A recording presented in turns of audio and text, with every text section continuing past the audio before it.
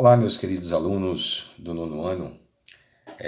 Estou aqui para gravar uma videoaula, mais uma delas, né, com o objetivo de contemplar o conteúdo e dessa forma a gente vai fazer aqui um trabalho visando a correção de atividades do capítulo 10, capítulo esse que é o primeiro que vai cair para a prova de vocês. Né? Não é a revisão do capítulo, mas sim uma resolução de atividades que vai contar como aulas assíncronas. Essa postagem vai estar lá na plataforma do eClass, que vocês vão poder acessar a partir do dia 22, né? E começa com o capítulo 10. Nós vamos falar aqui sobre os governos populistas do Brasil, né? E resolvendo as atividades. A primeira atividade que eu vou explicar para vocês e resolver é na página 200 do capítulo 10, que vai falar em linhas gerais sobre 5 governos brasileiros após a ditadura de Getúlio Vargas do Estado Novo. O primeiro governo foi o governo de Eurico Gaspar Dutra, em seguida o governo de Getúlio Vargas, depois do Juscelino Kubitschek, depois o de Jânio Quadros e depois o governo de João Goulart, que antecede o último governo democrático brasileiro que antecede ao golpe militar de 1964. Então, lembrando a vocês que essas questões são questões importantes que vocês devem fazer, devem corrigir através dessa videoaula. Bom, na página 200 tem a primeira questão que fala sobre dois fatos, né, que antecederam aos governos populistas. Lembrando também que esses governos, a partir de Gaspar Dutra, são governos, o período, um corte histórico brasileiro do populismo que é muito complexo. Né? Nem todos os alunos eles têm a facilidade de compreender. Por isso que é importante a gente estar resolvendo as questões e pontuando exatamente os pontos mais importantes. E para início de conversa, a questão 1 da página 200, ela fala em erro que existe nas alternativas, são duas alternativas A e B, onde existem dois erros, né? Um em cada questão. A alternativa A fala da Constituição de 1946, foi promulgada, correto, em uma circunstância histórica internacional desfavorável à redemocratização que ela pretendia promover. Muito pelo contrário, em 1946, ou seja, a Constituição de 46, ela foi promulgada num momento muito favorável, né? Que foi pós Segunda Guerra Mundial, onde o mundo estava se desfazendo das amarras, né, do nazifascismo, que, portanto, eram governos antidemocráticos, ditatoriais e militarizados, e a proposta da Constituição de 46 era justamente redemocratizar o país, sendo que uma das características dessa Constituição foi exatamente a volta de direitos civis democráticos. Pronto, é essa a resposta da letra A. Na letra B, ela fala do voto obrigatório, né?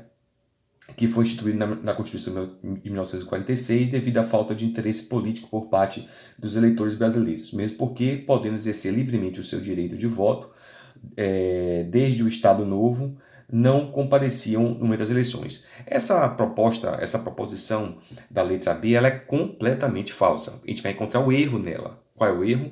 É dizer que, de fato, a Constituição de 1946, ela trouxe o direito ao voto, sem dúvida, mas que os eleitores não votavam por falta de interesse nos governos anteriores do Estado Novo é falso.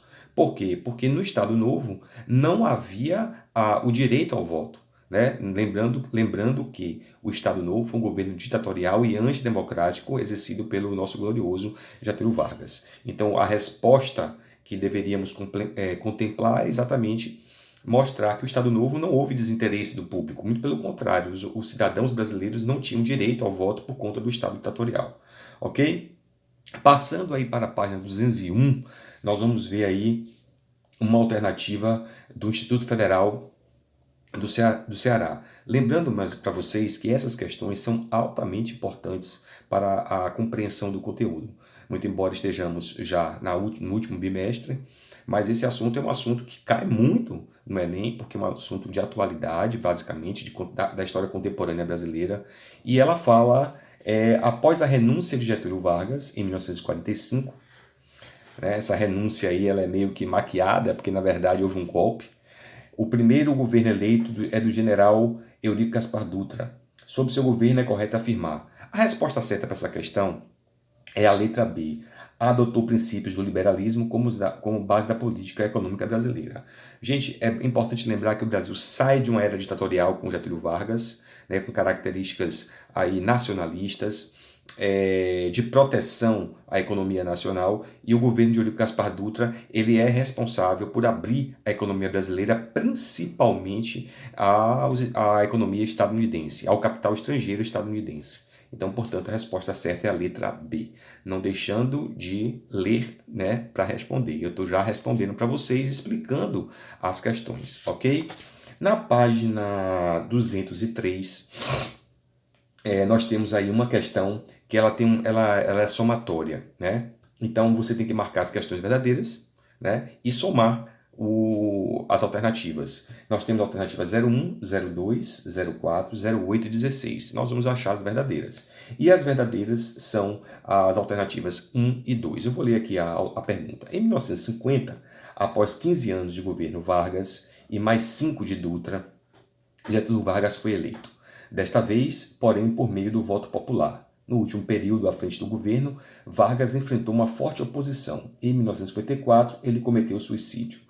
Em relação a esse período, analise as proposições corretas a seguir, some os números e indique o resultado. Portanto, a alternativa 01, a volta de Vargas em 1950 significou também a volta do modelo populista, nacionalista e desenvolvimentista.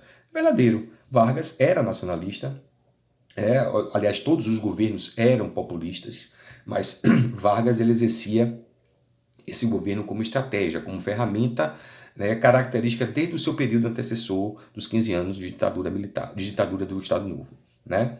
Do período que Vargas entrou em 1930 até 1945, Vargas já tinha caracterizado o populismo. Aliás, o populismo ele entra na América Latina e no Brasil, consequentemente, desde a década de 30. Né? Então, a Revolução de 30 marca a entrada de Vargas no poder aqui no Brasil, como também marca a introdução do populismo. Bom, a alternativa, portanto, 01, verdadeira. A alternativa 02. A proposta de aumentar 100% o salário mínimo é um exemplo do populismo varguista, gerando forte oposição por parte de alguns setores da sociedade, principalmente a parte da sociedade que era contra, né, as medidas populistas. Né? Os governos liberais viam com muita desconfiança os governos populistas, porque achavam que os governos populistas se aproximavam aí dos governos comunistas. Então, portanto, a resposta 02, a alternativa 02, ela é verdadeira. Vargas, de fato, ele aumentou o salário mínimo 100%, e isso era uma medida populista. Né? A alternativa 8, Gregório Fortunato e Carlos Lacerda foram figuras importantes para a história brasileira do período. O primeiro, por representar os interesses do presidente, e o segundo, por representar as forças de oposição. Totalmente verdadeira.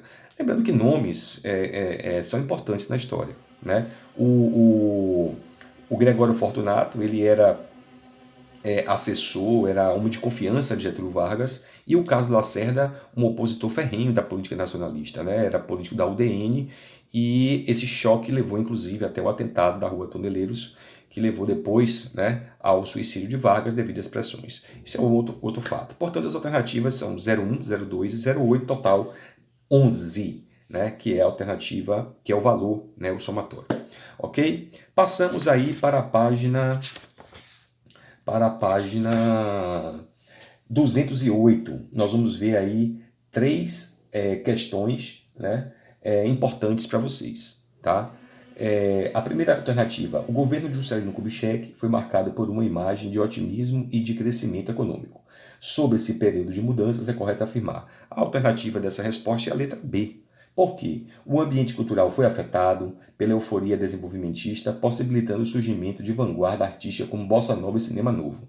Olha só, o governo de JK, ele tem um slogan populista que é 50 anos em 5, ou seja, 50 anos de desenvolvimento em apenas 5, que era o período do mandato. Lembrando para vocês que os mandatos presidenciais eram de 5 anos e não de 4, como nós temos hoje. A Constituição de 1946, no quesito voto, no quesito mandato, altera de 4 para 5 anos. Isso só veio modificar depois em 1988, na Constituição, que é a que está em vigente. É importante a gente estar salientando que as constituições brasileiras, elas têm características muito significativas, né, para cada período. E por essas coisas do nosso país, elas duraram apenas enquanto durou os interesses das elites dominantes. Né? Portanto, a resposta certa é a letra B, porque Juscelino Kubitschek ele foi um presidente desenvolvimentista, populista também, e que buscou promover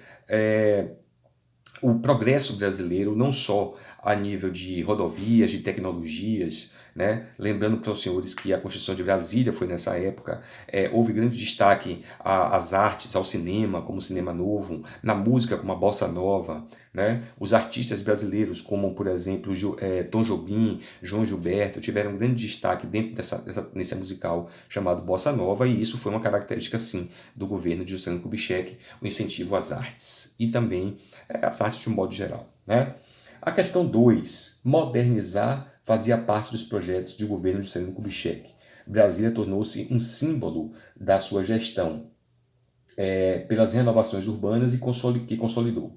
Além disso, o governo JK. Nessa alternativa, na verdade, ela está incompleta, porque você tinha que ter um gabarito, né, para marcar a letra A e a sequência correta. Portanto, nós vamos aqui analisar apenas as verdadeiras e as falsas dessa questão 2. A alternativa, eu só vou falar aqui das verdadeiras, tá? As falsas, vocês podem tirar comigo em sala de aula, porque o objetivo aqui é apenas fazer a correção, né? E eu colocando as verdadeiras, automaticamente as falsas serão eliminadas, né? Então vamos lá. A alternativa verdadeira, ela vem com a questão com a alternativa 02, né? A alternativa 2, verdadeira, ou seja, uma grande exaltação ao desenvolvimentismo com ambições de firmar os caminhos de uma industrialização mais ampla. Verdade, a industrialização e o desenvolvimentismo foram marcas do governo JK. A outra alternativa verdadeira, das 5, só apenas 2, né? É uma preocupação com questões relacionadas com a situação do Nordeste, procurando diminuir problemas sociais. De fato, houve, né? Se você for olhar aí que o governo de JK, ele buscou, né, dentro das suas ações, né, desenvolver aí as hidrelétricas como forma de levar energia também para o Nordeste, né? E isso foi o principal ponto de preocupação com o Nordeste. Eu não vejo o governo de JK muito preocupado com as ações no Nordeste, a não ser pela questão das hidrelétricas, né? Nós temos aí a hidrelétrica, só para os senhores terem aqui na página 204, né, para confirmar isso aí, né? Uma foi construída como Furnas e Três Marias, em Minas Gerais, que foram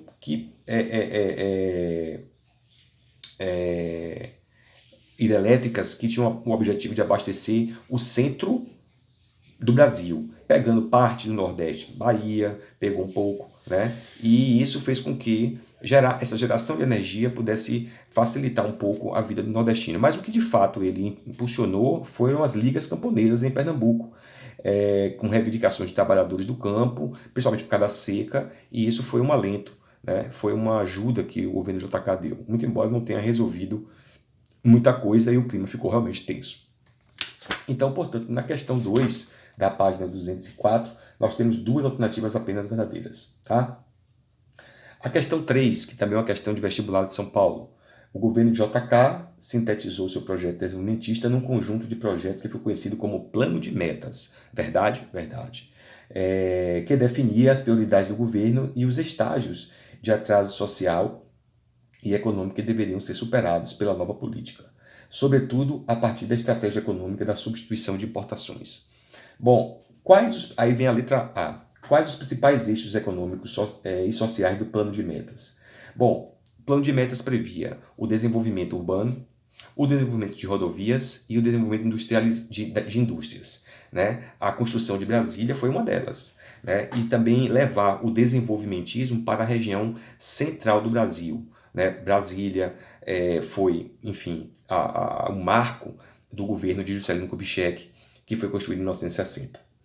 E o plano de metas incluía também, além disso, a industrialização, né?